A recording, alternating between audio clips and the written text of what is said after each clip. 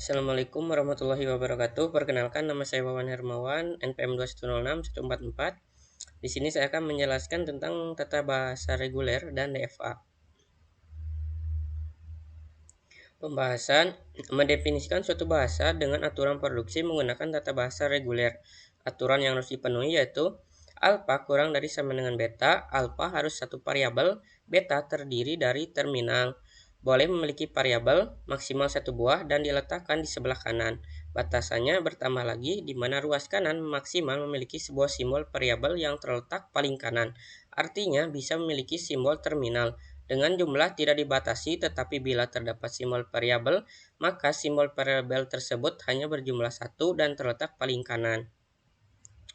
Contoh otomata DFA, keterangan K himpunan hingga state, T himpunan hingga simbol input alfabet, M fungsi transisi, S state awal, Z himpunan state penerima. K-nya yaitu ada Q0, Q1, Q2, T-nya A, B. S-nya state awalnya itu Q0, Z-nya state penerimanya yaitu Q0 dan Q1. Ini adalah tabel DFA dan ini adalah ilustrasi graf DFA-nya. Ketika Q0 diinputkan A, maka masuk ke Q0. Ketika Q0 diinputkan B, maka masuk ke Q1. Ketika Q1 diinputkan A, maka masuk ke Q0. Ketika Q1 diinputkan B, maka masuk ke Q2. Ketika Q2 diinputkan A, maka masuk ke Q2. Dan ketika Q2 diinputkan B, maka masuk lagi ke Q2. Cara kerja DFA dalam membaca suatu string. DFA membaca karakter per karakter. DFA diterima jika pembacaan string berakhir di state akhir. DFA ditolak jika pembacaan string tidak berakhir di state akhir. Contoh 5 string yang diterima dan ditolak. Ini adalah ilustrasi graf DFA-nya.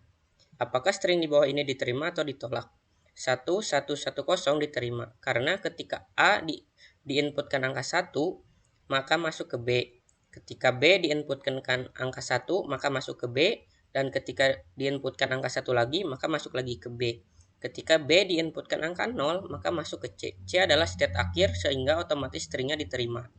Yang nomor 2 yaitu 1011 ditolak karena ketika A diinputkan angka 1, maka masuk ke B.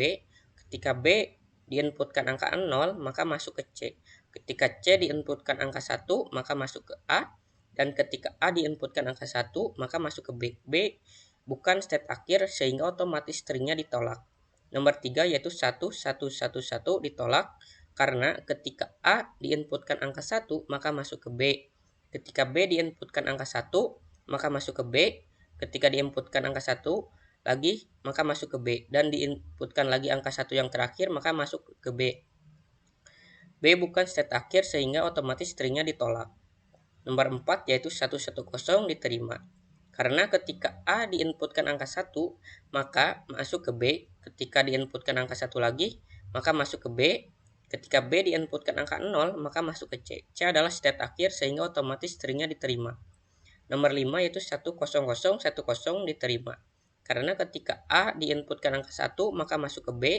Ketika B diinputkan angka 0, maka masuk ke C. Ketika C diinputkan angka 0, maka masuk ke A. Dan ketika A diinputkan angka 1, maka masuk ke B.